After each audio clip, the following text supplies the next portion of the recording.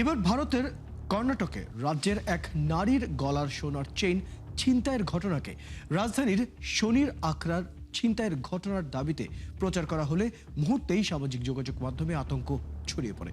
এরই মধ্যে বিভ্রান্তি আরও বাড়ে যখন 2011 সালের জাপানের ভূমিকম্প ও সুনামির এবং 2024 সালের বিভিন্ন ভূমিকম্পের পুরনো ভিডিওকে সাম্প্রতিক জাপান ভূমিকম্পের দৃশ্য দাবি করে ছড়িয়ে দেওয়া হয়। শুধু তাই নয়, ভারতের 30,000 জওয়ান পদত্যাগের দাবিতে কৃত্রিম বুদ্ধিমত্তার তৈরি ভয়েস ব্যবহার করে একটি ভুয়া ভিডিও ছড়িয়ে নতুন করে বিভ্রান্তি তৈরি করা হয়। চলুন দর্শক কয়েকটি ফ্যাক্ট চেক দেখে নিচ্ছি। হবিগঞ্জে এনসিপির উপর হামলার ঘটনাকে ঘিরে সার্জিস আলম, ডক্টর মাহমুদ আমিতু ও শেহরিন মোনামির নামে একাধিক ভুয়া মন্তব্য সামাজিক যোগাযোগ মাধ্যমে আলোচনায় আসে। কিন্তু রিউমার স্ক্যানার টিমের অনুসন্ধানে দেখা যায় তাদের নামে প্রচারিত সব মন্তব্যই ভুয়া ও বিভ্রান্তিকর।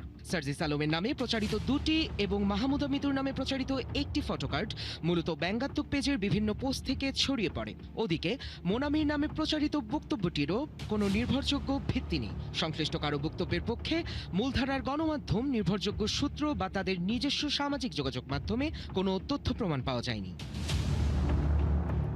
ওদিকে ঢাকার শনির আখড়ায় ছিনতাইয়ের ঘটনার দাবিতে একটি ভিডিও সামাজিক যোগাযোগ মাধ্যমে ছড়িয়ে পড়ে। তবে ফ্যাক্ট চেক করে দেখা যায় দাবিটি সম্পূর্ণ মিথ্যা।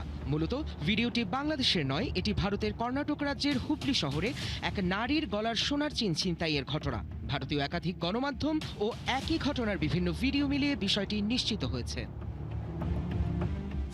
আবার জাপানের সাম্প্রতিক ভূমিকম্পের দৃশ্যের দাবিতে দেশীয় একাধিক গণমাধ্যমে 4টি ছবি প্রচার করা হয়। তবে যাচাই করে দেখা যায় ছবিগুলোর কোনোটি 28 জুলাইয়ের ভূমিকম্পের নয়। একটি 2011 সালে জাপানের ভূমিকম্প ও সুনামির এবং বাকি 3টি 2024 সালের পৃথক ভূমিকম্পের পুরনো ছবি। আন্তর্জাতিক একাধিক সংবাদ সংস্থার প্রকাশিত ছবি মিলিয়ে বিষয়টি নিশ্চিত হয়েছে। মূলত সাম্প্রতিক ভূমিকম্পের খবরের সঙ্গে পুরনো ছবি ব্যবহার করে বিভ্রান্তি তৈরি করা হয়েছে। গুজব এখানেই শেষ নয়, আরও আছে। ভারতীয় শিক্ষার্থীদের আন্দোলনে হামলার প্রতিবাদে 30,000 জওয়ান পদত্যাগ করেছেন এমন দাবিতে ভারতের চিফ অব ডিফেন্স স্টাফের একটি ভিডিও সামাজিক যোগাযোগ মাধ্যমে ভাইরাল হয়। তবে অনুসন্ধানে দেখা যায় এমন কোনো পদত্যাগের তথ্য নির্ভরযোগ্য কোনো সূত্রেই নেই। জেনারেল NS রাজা সুব্রমণির পুরনো একটি ভিডিও সম্পাদনা করে তাতে কৃত্রিম বুদ্ধিমত্তায় তৈরি ভয়েস যুক্ত করে বিভ্রান্তিকর দাবিটি প্রচার করা হয়েছে। দর্শক, আজকের অপতথ্যগুলো যাচাই করতে গিয়ে দেখা গেল সামাজিক যোগাযোগ মাধ্যমে বিভ্রান্তি ছড়াতে ধারাবাহিকভাবে প্রচার করা হচ্ছে নানা গুজব। যথারীতি রাজনৈতিক অস্থিরতা তৈরি করতেই ছড়ানো হচ্ছে অধিকাংশ গুজব। নানান অভিনব কৌশলে ছড়ানো এসব গুজবের ফাঁদে না পড়তে সচেতন থাকার পরামর্শ বিশ্লেষকদের। সায়ক দাস, 71। দর্শক, আমরা প্রতিবেদনটা দেখে নিলাম। আগেই জানিয়েছি আমাদের সাথে উপস্থিত আছেন রাজনৈতিক বিশ্লেষক অধ্যাপক কাজী মোহাম্মদ মাহবুবুর রহমান। যুক্ত হচ্ছে তার সাথে। কাজী মোহাম্মদ মাহবুবুর রহমান, আপনাকে স্বাগত জানাচ্ছি আজকের আমাদের এই আয়োজনে। প্রথমে যে বিষয়টা নিয়ে আমি একটু আলাপটা শুরুই করতে চাই বলা যায়, সেটা হচ্ছে বর্তমান সময়ে আমরা আমাদের রাজনৈতিক প্রেক্ষাপটটা যদি দেখি এবং তার সাথে গুজব এবং অপতথ্যের যে বিষয়টি সেটাকে যদি আমরা যুক্ত করতে চাই, অনেক বিশ্লেষকরাই বলছেন রাজনৈতিক প্রেক্ষাপটে এখন গুজব এবং অপতথ্য অনেকটাই অস্ত্র হিসেবে ব্যবহার হচ্ছে। এই বিষয়টা নিয়ে কতটুকু একমত আপনি?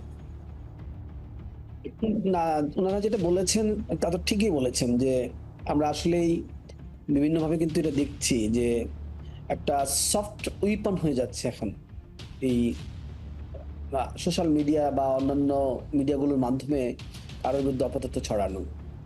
একসময় কিন্তু আপনি জানেন যে প্রপাগান্ডা মেশিনারিজের কথা বলা হতো, বিশেষ করে সেই সময় সোভিয়েত রাশিয়ার সময় থেকে এই আলাপটা ছিল। তখন কিন্তু প্রিন্ট মিডিয়ার মাধ্যমে অথবা কোনো গসিপ সমাবেশ বা অন্য কোনো প্রক্রিয়ার মাধ্যমে ছড়িয়ে এই ব্যাপারটাকে এই ধরনের কার্য সাধন করা হতো। এখন আপনি দেখেন আরো এটা ইজি হয়ে গেছে আমাদের প্রযুক্তির কারণে।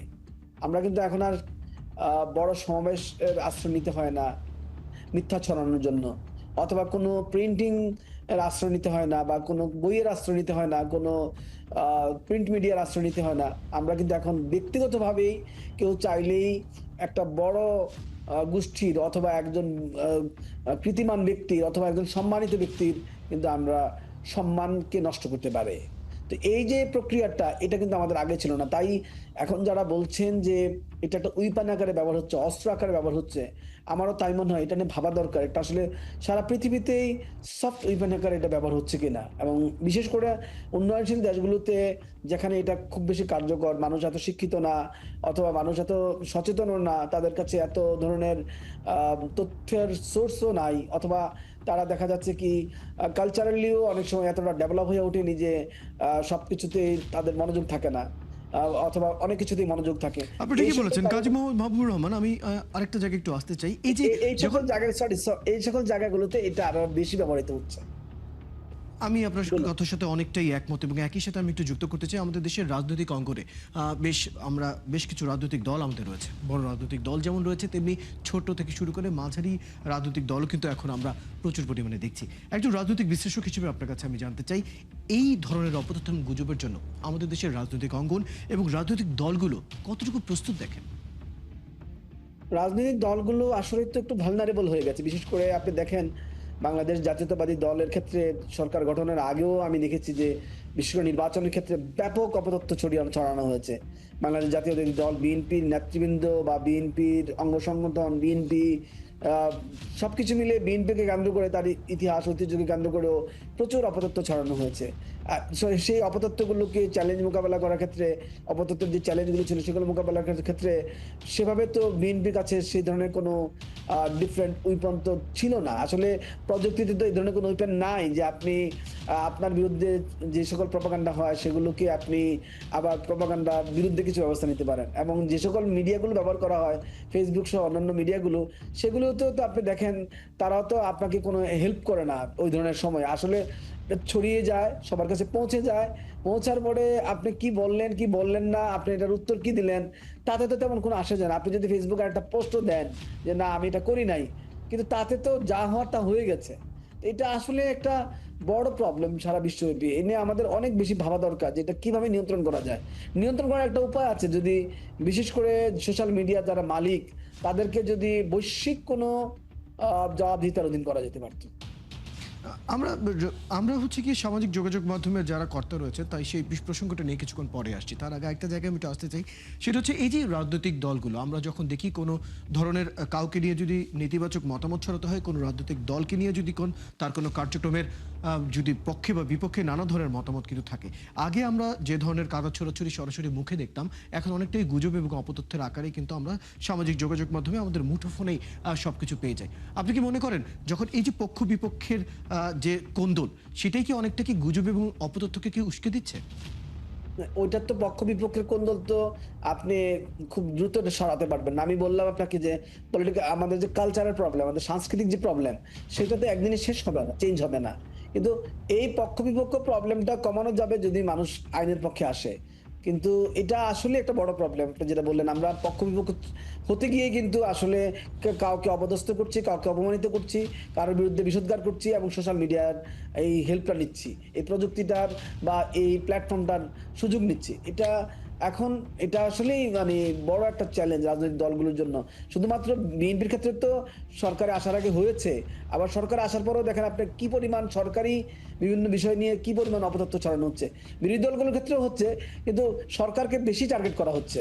সেই জন্য আমি বলছি যে সরকার অনেক কাজে সাকসেসফুল হলেও আপনি দেখেন সোশ্যাল মিডিয়াগুলোতে এমনভাবে উত্থাপন করা হচ্ছে, কেউ কেউ বা একজন ব্যক্তি করে দিচ্ছে বা একটা নাম সর্বস্ব গ্রুপ করে দিচ্ছে, অথচ কোটি কোটি মানুষের কাছে পৌঁছে যাচ্ছে এটা মিথ্যা খবর সরকার সম্পর্কে।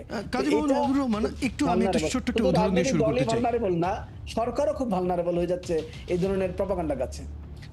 আমি একটা ছোট্ট উদাহরণ দিয়ে শুরু করতে চাই। গত 2 বছরের যদি আমরা যে কোনো বড় ঘটনাকে আমরা যদি তুলে ধরি, সেটা হচ্ছে আমাদের জুলাই পদযাত্রা হোক, আমাদের সরকারের তারেক রহমানের যে কোনো কর্মকাণ্ড হোক, বিদেশ সফর হোক, কোনো রাজনৈতিক ব্যক্তিত্বের বক্তব্য হোক, সবকিছু নিয়েই আসলে তথ্য অপতথ্য সেই দিনই প্রস্তুত থাকে। অর্থাৎ অনেকটা বলাই যায় আগের থেকে পরিকল্পিতভাবে থাকে যে কোন দিন কোন গুজব বা অপতথ্য ছড়ানো হবে। অর্থাৎ এর পেছনে কোনো একটা সংগঠিত সংঘবদ্ধ দল কাজ করছে। এবং অনেকটা আমরা এই পর্যায়ে এসেছি যেখানে আসলে আমি যদি চাই আপনার জন্য গুজব ছড়াতে পারি টাকার বিনিময়ে, একটা নির্দিষ্ট দল রয়েছে, তাকে যদি আমি টাকা দিই, তারা গত 2 এবং 3 দিনের মধ্যে এবং আমার বাজেটের মধ্যেই আপনার বিপক্ষে গুজব ছড়াবে। এরকম যখন প্রাতিষ্ঠানিক রূপ নিয়ে ফেলে এই ধরনের কর্মকাণ্ড, সেটিকে আপনি আসলে কিভাবে দেখেন? কারণ একজন মানুষ বিপক্ষের মানুষ যখন কাউকে নিয়ে কথা ছড়াতে চায়, তখনই কিন্তু সে এটাকে টাকা দিয়ে যখন কাজটা করায়, সেটাকে সে আরো বেশি প্রণোদিত করলো। সেটা কি ঠিক হচ্ছে? না, এটা তো সিরিয়াস অপরাধ। আপনি এটা সিরিয়াস অপরাধ। তো এই ধরনের গোষ্ঠীগুলো আপনি দেখেন, গোপন অনেক গোষ্ঠী কিন্তু নানান ধরনের আগে কাজ করতো, সেগুলো কিন্তু আমরা ধরে ফেলেছি, পাকড়াও করেছি। এখন যদি আমাদের কিছু সাইবার টিম লাগবে, যে টিমগুলো খুঁজে বেড়াবে তাদেরকে, হয়তো সবাইকে পাওয়া যাবে না, যদি দুই একটাকে পাওয়া যায়, তাদেরকে যদি দৃষ্টান্তমূলক শাস্তি দেওয়া যায়, তখন কিন্তু এগুলো কমে আসবে। এবং যারা উৎসে আছে, তার অধিকতর তদন্ত করে যদি যারা উৎসে আছে, যারা এই কাজটা করেছে, প্ল্যাটফর্মটা বা ওই গ্রুপটার শুধু নয়, গ্রুপটাকে যারা কাজে লাগাচ্ছে, তাদের কাউকে যদি এই ধরনের চরম শাস্তি দেওয়া যেতে পারতো, তাহলে আমার মনে হয় এগুলো কমে আসতো। কিন্তু এগুলো তো, এই ক্রাইমগুলো বন্ধ করার জন্য প্রয়োজনীয় ব্যবস্থা আমাদের সরকার, আমাদের রাষ্ট্রের মধ্যে কিন্তু এখনো তৈরি হয়ে ওঠেনি মেকানিজমটা। আমার মনে হয় খুব দ্রুত এগুলো তৈরি হবে, এবং যারা এই অপরাধগুলো করছে তারা হয়তো খুব দ্রুতই শাস্তির মুখোমুখি হবে। আপনি এখন দেখবেন সবচেয়ে বেশি প্রপাগান্ডা চলছে সরকারের বিরুদ্ধে। তো সরকারের বিরুদ্ধে চলছে কারণ সরকারকে ভালনারেবল করা, সরকারকে মানুষের কাছে অপদস্থ করা। তো এইটা আসলেই তো দেখা যাবে এমন কোনো গোষ্ঠী যারা হয়তো আপনি যেটা বললেন জুলাই বিরোধী গোষ্ঠী অথবা অন্য কেউ এটা করে ফেলতে পারে। এখন সরকারের কাজ হলো এই যে আধুনিক একটা প্রবলেম আমাদের তৈরি হয়েছে, বিশেষ করে প্রযুক্তির কারণে, এই প্রবলেমটা এআই এর আসার কারণে বা সোশ্যাল মিডিয়া আসার কারণে, এই প্রবলেমটা চেক করার জন্য বসে না থেকে খুব দ্রুত অ্যাড্রেস করা। কারণ আমাদের তো অন্যান্য প্রবলেমে কিন্তু একটা চ্যালেঞ্জ করার, মোকাবেলা করার মধ্যে প্রস্তুতি এক ধরনের আছে, কিন্তু এইটার ক্ষেত্রে আমাদের প্রস্তুতি খুবই দুর্বল। এটা যদি আমরা এখনই অ্যাড্রেস করতে না পারি, আমাদের কিন্তু অনেক দ্রুতই খুব সমস্যার মোকাবিলা করতে। আপনি জানেন ইতিমধ্যে আমাদের অনেক রাজনৈতিক নেতৃবৃন্দ আমার কাছে ব্যক্তিগতভাবে কেউ কেউ বলেছেন, তারা অত্যন্ত মানে ভালনারেবল অবস্থা ফিল করেছেন। বিভিন্ন সোশ্যাল মিডিয়া তাদের বিরুদ্ধে যে ধরনের কুৎসা রটানো হয়েছে, অনেকে অত্যন্ত সম্মানিত ব্যক্তি, তাদেরকে যেভাবে মিথ্যা কুৎসা রটনা করা হয়েছে তাদের বিরুদ্ধে, তারা মানসিকভাবে বিপর্যস্ত হয়েছেন। তো আপনি একজন রাজনীতিবিদও তো মানুষ, তাকেও তো হেনস্থা করলে তার কষ্ট হয়, সামাজিকভাবে অপদস্থ ফিল করেন, লজ্জাবোধ করেন, অন্য সবাইকে তো বলতে পারেন না, এগুলো বলা যায়ও না। তো এটা একটা সোশ্যাল ক্রাইম। এই সামাজিক ক্রাইমটাকে আমাদের রোধ করতে হবে। রোধ করার জন্য রাষ্ট্র এবং সরকারকে দ্রুত প্রস্তুতি নিতে হবে, খুব দ্রুত। আপনি বলছেন সরকারের আসলে এই ব্যাপারে নানা ধরনের পদক্ষেপ নেওয়া উচিত, কিন্তু আমাদের এখন অপতথ্য এবং গুজবের আসলে যে পরিস্থিতি এসে দাঁড়িয়েছে, প্রত্যেকটা প্রতিষ্ঠান, প্রত্যেকটা সংগঠনের আসলে নিজস্ব একটা এই ধরনের জায়গা থাকা উচিত, যাতে তাদের যারা মানুষ রয়েছেন তাদের বিপক্ষে বা পক্ষে যদি কোনো ধরনের গুজব বা অপতথ্য ছড়ায়, সেটা যাতে তারা নিজেরাই আইডেন্টিফাই বা ফ্যাক্ট চেক করা যে করতে পারে, তাহলেই হয়তো এই বিষয়টা আরও সহজ হয়ে যাবে। আমি একটু জানতে চাই, দেশে অনেকগুলো রাজনৈতিক দল রয়েছে, যাদের মধ্যে বড় এবং মাঝারি দলগুলো, তাদের মধ্যে কি এই ধরনের গুজব এবং অপতথ্য নিয়ে কোনো ধরনের কার্যক্রম, কোনো ধরনের পদক্ষেপ কি এখন পর্যন্ত আপনি দেখেছেন? কি চোখে পড়ে? খুবই আছে, কিছু আছে, বিশেষ করে গত নির্বাচনকে কেন্দ্র করে এবং নির্বাচনের পরে খুব সামান্য কিছু পদক্ষেপ নেওয়া হয়েছে, যেগুলোর মাধ্যমে দলের কিছু লোক হয়তো এটাকে অ্যাড্রেস করে, চেক করে, যারা কারা কারা গুজব, কোথা থেকে গুজবটা আসতেছে, এবং সেই গুজবটা, গুজব ফ্যাক্ট চেক বা অন্য কিছুর মাধ্যমে কিন্তু তারা প্রতিবাদটা করে বা জনগণকে জানায় যে এটা একটা মিথ্যা খবর, গুজব। কিন্তু জনগণের ক্ষেত্রে দেখা যাচ্ছে কি, যা মানে সোশ্যাল মিডিয়াগুলোতে যার মাধ্যমে এই অপতথ্যগুলো ছড়ানো হয়, তাদের ম্যাক্সিমাম যারা এই সোশ্যাল মিডিয়াতে থাকেন, তারা ওই প্রতিবাদটা অথবা এটা যে মিথ্যা, যারা এটা প্রমাণ করছেন, তাদের পোস্টের দিকে তাদের নজরটা কম, নজর বেশি যেটা মিথ্যা কথা, সেটা গুজব, সেটার দিকে বেশি নজর যাচ্ছে। তো এইটা বন্ধ করার সবচেয়ে ভালো উপায় হলো যারা সোশ্যাল মিডিয়াতে মালিক, তাদের রুলস এন্ড রেগুলেশনের মধ্যে নিয়ে আসা গ্লোবালি। সামাজিক যোগাযোগ মাধ্যমের যারা মালিক, অর্থাৎ এই ধরনের প্রতিষ্ঠানগুলোর যারা কর্তা ব্যক্তিত্ব, তাদের গত 17 বছর ধরেও আমরা চেষ্টা করেও কিন্তু তাদের কোনো ধরনের দফতর, কোনো ধরনের প্রতিষ্ঠান বা কোনো ধরনের অঙ্গ সংস্থাও, যাদের কাছে আসলে আমরা মূলত আমাদের দাবি বা কথাটা রাখতে পারি, সেই ধরনের কোনো দফতর তৈরি হয়নি। আপনি কি মনে করেন এখন সেটা করা সহজ হবে বা করা সম্ভব? বিষয়টা হলো কি, আমরা যেভাবে দেখছি সেভাবে তো আমরা করতে পারবো না। আমাদের এটা যখন কোনো প্রতিষ্ঠান, যে প্রতিষ্ঠানটা ঢাকায় পরিচালিত হচ্ছে, ধরেন ফেসবুক, মালিকানা তো আমেরিকায়। তো এখন ব্যাপার হলো কি, তারা আমেরিকান রুলস রেগুলেশনে চলে। আমাদেরকে গ্লোবালি একটা জায়গায় যেতে হবে, ধরেন জাতিসংঘের মাধ্যমে হোক অথবা অন্য কোনো প্রতিষ্ঠানের মাধ্যমে হোক, ওখানে বলতে হবে যে এই যে অপতথ্য ছড়ানো হচ্ছে তাদের প্রতিষ্ঠানগুলোর মাধ্যমে, এতে এই সকল দেশগুলোতে যে বিশৃঙ্খলা সৃষ্টি হচ্ছে, সামাজিক সহিংসতার তো কারণ হচ্ছে, মানুষের অসম্মান হচ্ছে, এগুলো তো জাতিসংঘের আইনে একটা লঙ্ঘন। আইনে বিভিন্ন ধরনের এইগুলো জাতিসংঘের আইনে কিন্তু এগুলো বলা আছে, এগুলো মানুষের সম্মানহানি করা যায় না। তো এই যে জাতিসংঘের আইন লঙ্ঘন করা হচ্ছে, চুক্তি লঙ্ঘন করা হচ্ছে, ইন্টারন্যাশনাল এগ্রিমেন্ট লঙ্ঘন করা হচ্ছে, সেগুলোর ক্ষেত্রে আমরা গ্লোবালি জাতিসংঘের কোনো সাধারণ পরিষদে অথবা অন্য কোনো জাতিসংঘের প্রতিষ্ঠানে আমাদেরকে সিদ্ধান্ত নিতে হবে যে আমরা গ্লোবালি কিছু রুলস যে যাব, যে রুলসের মাধ্যমে যে দেশেরই প্রতিষ্ঠান হোক না কেন তাদেরকে এই আন্তর্জাতিক আইন মেনে কাজ করতে হবে। তখন আপনি শুধুমাত্র বাংলাদেশ থেকে যদি বাংলাদেশের সরকার বা বাংলাদেশের আইসিডি সেল যদি ফেসবুকে লিখে যে এটা তো আইনের লঙ্ঘন, আপনারা এখানে প্রকাশ করে রেখেছেন, এটা ডিলিট করেন বা এটাকে পোস্ট হতে দিবেন না, তখনই শুধুমাত্র ফেসবুক এটা ব্যবস্থা নিতে বা অন্য কোনো সোশ্যাল মিডিয়া ব্যবস্থা নিতে বাধ্য। কিন্তু এর আগে আপনি এখান থেকে বসে কাউকে রিকোয়েস্ট করে ঠিক সেইভাবে এগুলোকে কার্যকর করতে পারবেন না, যদি আন্তর্জাতিক আইনের মধ্যে না আনতে পারি আমরা। এ তো গেল হচ্ছে কি যারা ফেসবুক বা মেটা যারা রয়েছে তাদের আসলে দফতর নিয়ে আসার প্রসঙ্গটি। আরেকটা জায়গায় আমি একটু যেতে চাই, সাধারণ মানুষ যারা আসলে মূলত এই গুজব এবং অপতথ্যগুলো দেখেন এবং বুঝে না বুঝে বিষয়গুলো তারা ছড়িয়ে দেন তাদের সোশ্যাল মিডিয়া বা শেয়ার করেন। প্রথমত জানতে চাই তাদেরকে সচেতন করার মতো কোনো ধরনের কার্যক্রম আমাদের নেওয়ার প্রয়োজন দেখেন কিনা, কারণ যারা এইসব গুজব বা অপতথ্য সবচেয়ে বেশি দেখছে তারা যদি সচেতন হয় তাহলে তো এই গুজব বা অপতথ্য ভাইরাল হওয়ার যে বিষয়টি সেটা তো অনেকটা কমে আসার কথা নাকি? আর মানুষ সবসময় নেতিবাচক খবরের প্রতি একটু ঝোঁক থাকে, একটু না খুব বেশি। আর আমাদের মধ্যে সোসাইটিতে তো এটা মারাত্মক, আমাদের এটা এক ধরনের প্রাদুর্ভাব।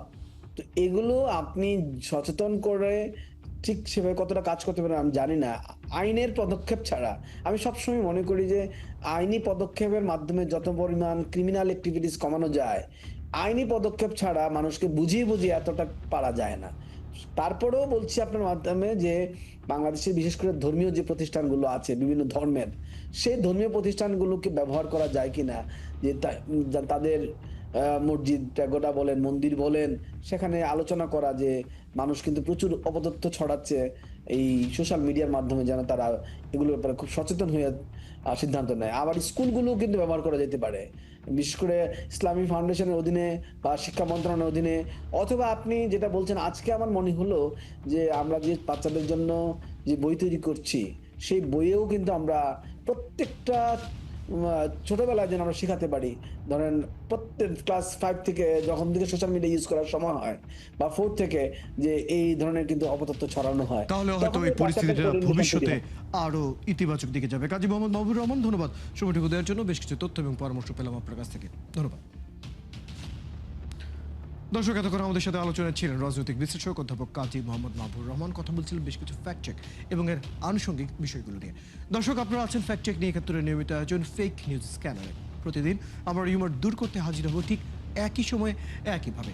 আপনারাও আমাদের সাথে যুক্ত হতে পারেন। যে কোনো খবর যদি আপনাকে সংশয় ফেলে সেটা একটি স্ক্রিনশট আমাদেরকে মেইল করতে পারেন fns.71tv@gmail.com অথবা ফেসবুকে যোগাযোগ করুন www.facebook.com/fake news scanner। আমরা সেই তথ্যের ফ্যাক্ট চেক করে আপনাদের জানাবো। চটকদার শিরোনাম দেখে ক্লিক করবেন না, বিশ্বাস আর প্রতিক্রিয়া জানানোর আগে ফ্যাক্ট চেক করুন। আর থাকুন ৭১-এর সাথে।